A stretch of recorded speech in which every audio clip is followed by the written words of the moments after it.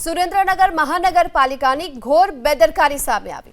ભૂગર્ભ ગટરનું પાણી અને કચરાનો ખુલ્લી જગ્યામાં નિકાલ કરવામાં આવ્યો। રાજકોટ બાયપાસ રોડ પર દૂષિત પાણી ઠલવાતા રોષ જોવા મળી રહ્યો છે। આસપાસના વિસ્તારમાં રોગચાળો ફેલાવવાની પણ ભીતિ છે।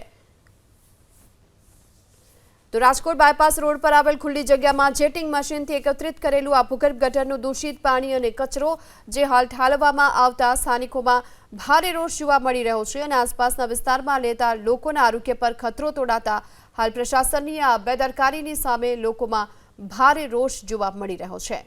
સુરેન્દ્રનગર મહાનગરપાલિકાની આ ઘોર બેદરકારી છે કે જ્યાં સેનિટેશન વિભાગે ગામમાંથી એકત્રિત કરેલા ભૂગર્ભ ગટરનું પાણી અને કચરાનો ખુલ્લી જગ્યામાં નિકાલ કરવામાં આવી રહ્યો છે।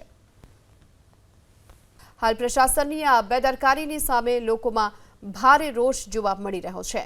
સુરેન્દ્રનગર મહાનગરપાલિકાની આ ઘોર બેદરકારી છે કે જ્યાં સેનિટેશન વિભાગે ગામમાંથી એકત્રિત કરેલા ભૂગર્ભ ગટરનું પાણી અને કચરાનો ખુલ્લી જગ્યામાં નિકાલ કરવામાં આવી રહ્યો છે।